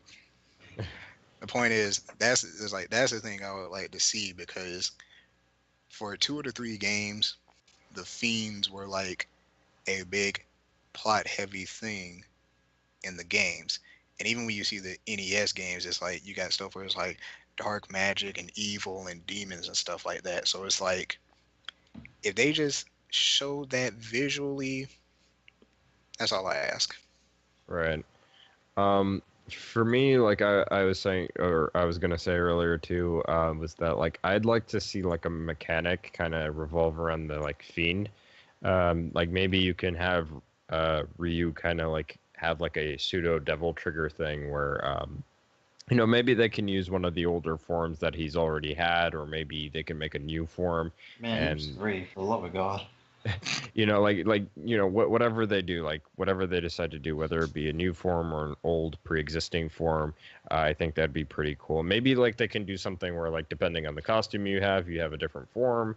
But I think that would be pretty cool to see something like that, where like maybe your attack power and speed might be a little bit faster and you can take a little bit more hits.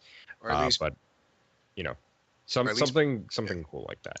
But, or at least maybe give them like a dragon theme sort of look, because it's like given that fiends and dragons all pretty much given that everything all came from the same source, and given how easily Ryu was turned into a fiend, it's like dragon fiends not out of the realm of impossibility. Actually, I had an idea for that whole thing. Why not use the fiend form from the picture I posted earlier from 2 as a pseudo devil trigger thing? Yeah, that particular design, because that design actually would probably be more fitting for Ryu, because it actually looks like Ryu aesthetically. They just look like a silly skull. yeah, because the they skull's not silly, dude. it's because they have like the armor pieces that he usually wears, which I can kind of see how that would work. Actually, I think the other form, the first form that they had. Hold on, let me find it really quick. No, they're red and black. I got it down. Oh, you got it. Yeah, because that weird one. That form from the first Ninja Gaiden game, like that could also work if we're talking just so that if we're talking about like him having a form where it still looks like his armor pieces and sets are still like in place, even though he's a fiend. Like I think that would kind of work. Although it's like I was saying too, it's like if they decide to do it where depending on the costume that you have on, you have a different form, but it's really only an aesthetic thing, not really a gameplay thing. Gameplay wise, it would have to be implemented somehow to where it fits in the story, but also works in gameplay terms. What about you, Ren? I don't have much to say on this one, considering the fact that I am going through the games again for like the second time, so I'm trying to catch back up. But clearly there's some stuff that needs to be connected a little bit more in my eyes, like the connection of this game to the older games. I think that should be expanded on just a little bit more, have a little bit more backstory. I would like to see more stuff with the Fiend mechanic, because as Brian said, I think it was sort of touched on, but it was only brief, so maybe they could have a mechanic. I kind of thought that the cursed arm was gonna head in that direction with Ninja Gaiden Razor's Edge, but it really didn't. So but you actually just reminded me of something, because I had remembered this a while back, but I didn't think too much of it at the time. So like lore wise, we all know about the Dark Dragon Blade, right? Okay, so like you got the Dark Dragon Blade, carved from the bones of the very Dark Dragon that was killed way back in ancient times, right? Yeah. So you got this, but then you got the Blade of the Archfiend. And it's like then you got the Dark Sword of Chaos in the NES games. It's like, are there any other good weapons besides the Dragon Sword? I can't be the only one thinking this. What's his name? Hayate Sword. That's one of them. Well, I mean, like with the Dragon Sword, it was really pure carved. entity good. Yeah, like because it was carved from the bones of one of the dragons that got one of the good dragons that got So killed. you mean ancient weapons? Yeah, like an ancient good weapon that counters any of those 3 weapons besides just the Dragon Sword. I thought the paddle was good. There's Kasumi, not Kasumi's what's the name? Momoji's Nagata. That was carved from like dragon's teeth again. Or Naginata. Yeah. Naginata. Yeah, it's like but you know what I mean. I'm kind of hoping for something that's like on par with like, because you know Dragon Sword, when it has the dragon's eyes, on par with the Dark Dragon Blade. It's on par with like Blade of the Archfiend. You know, I'm kind of hoping for another weapon like that. Technically, surpasses the Dark Dragon Blade because it cuts through its evil. So regardless how strong the blade is, the sword, Dragon Sword, will cut right through it because it's pure evil versus pure good, and you get the idea. Yeah. Alright, so we're on number 17. I didn't go yet. Oh, well, go ahead, Brandon, and then we'll wrap up with 17. Yeah, because actually, I want them to expand more with Rachel and Bill. I want to expand more on Rachel and Ryu, their relationship, because from what the DOA standpoint has it, they're still in contact or so pretty close. So like, I want to see more of the interaction between the two. In response to that, the only thing I can think of is that maybe they could be still friends because Ryu and Irene, they still get together and whatever. I didn't mean like a relationship. I mean like as friends, like what they be doing together, like or like games together and whatnot, that type of thing. As far as Irene is concerned, it's like explain why her boob's so huge. Like seriously. Jiggle physics. Like her fun bags are like bigger than Renegade's head. Shut up. The best thing that ever came to DOA in Ninja Gaiden 3 is the jiggle physics. That and the one when you can control it with the controllers. Yeah, the 6 axis. Yes, even when the character is dead, you still can shake their boobs. That is so funny. You will work for me from the grave? So, I think we need to move on to question 17. Who wants to take that one? You. I can do it. Fine. In closing, do you have any passing thoughts on the NES trilogy, and have you played any of those games? Do you mind if I go first for this one? Go ahead. So I haven't played them, but I kind of know a little bit about them. They're apparently hard as fuck. They are. One thing that I know that's kind of funny is that the third game removes healing items just like the third 3D game. Kind of ironic how that happens. They removed healing items, and I think they removed the Ninpo items, I think it was, but don't quote me on that. But I think that what would be really nice is if they kind of took a similar route to what Capcom did with the Mega Man Legacy Collection, where they kind of upscale those games, redo the pixels for them, and port them over to the current gen consoles so that people can have an easier time to find those games. I was kind of thinking maybe like a 2D sort of side scroller or something like that, or maybe like something like Strider.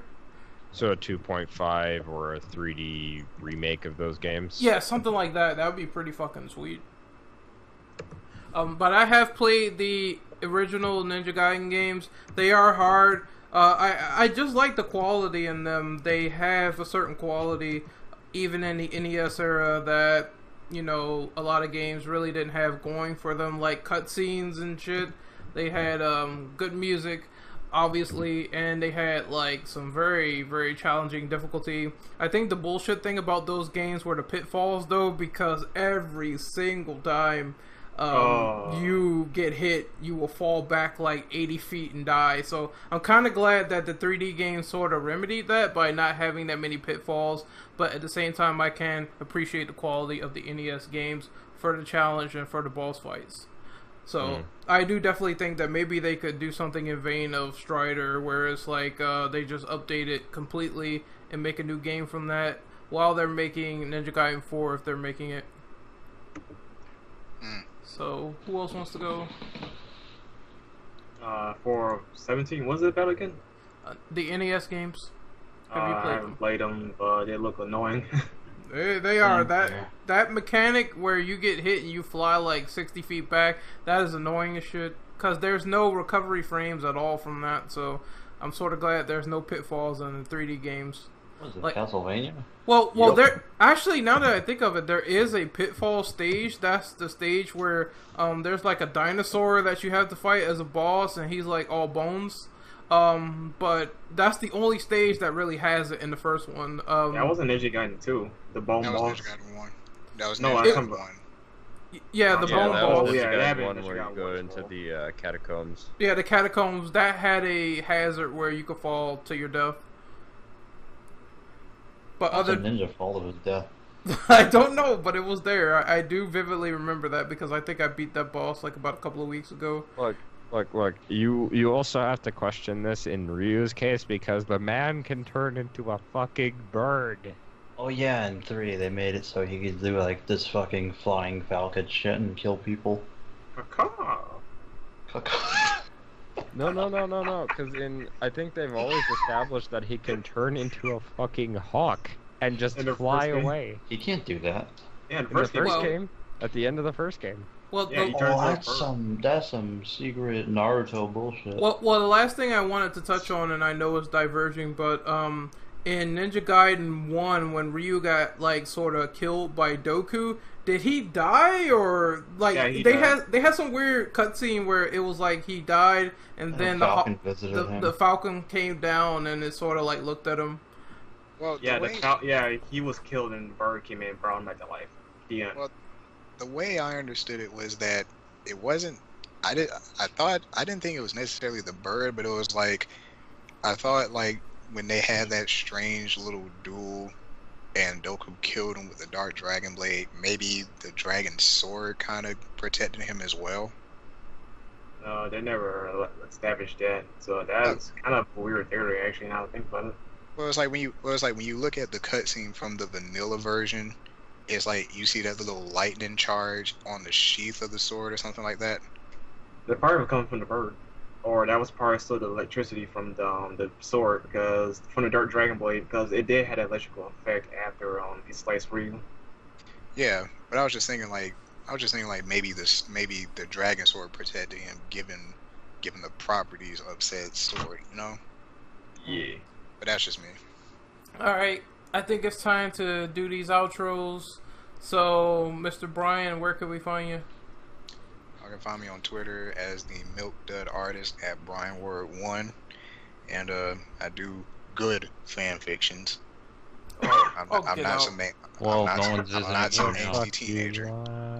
I'm not some angsty teenager. His fan fictions aren't being a gutterball. I actually went to school for creative writing. Alright, so, These idiots would know if they actually looked at my stuff, but they don't. So, James, how about you? Where can we find you?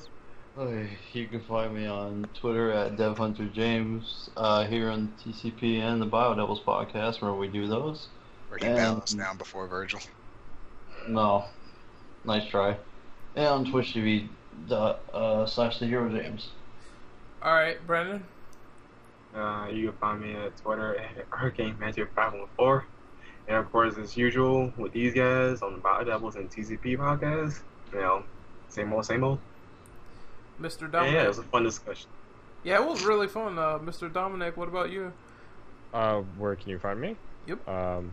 So you guys can find me as biodevil_dom on both YouTube and on Twitter, and on Twitch as Dom241996.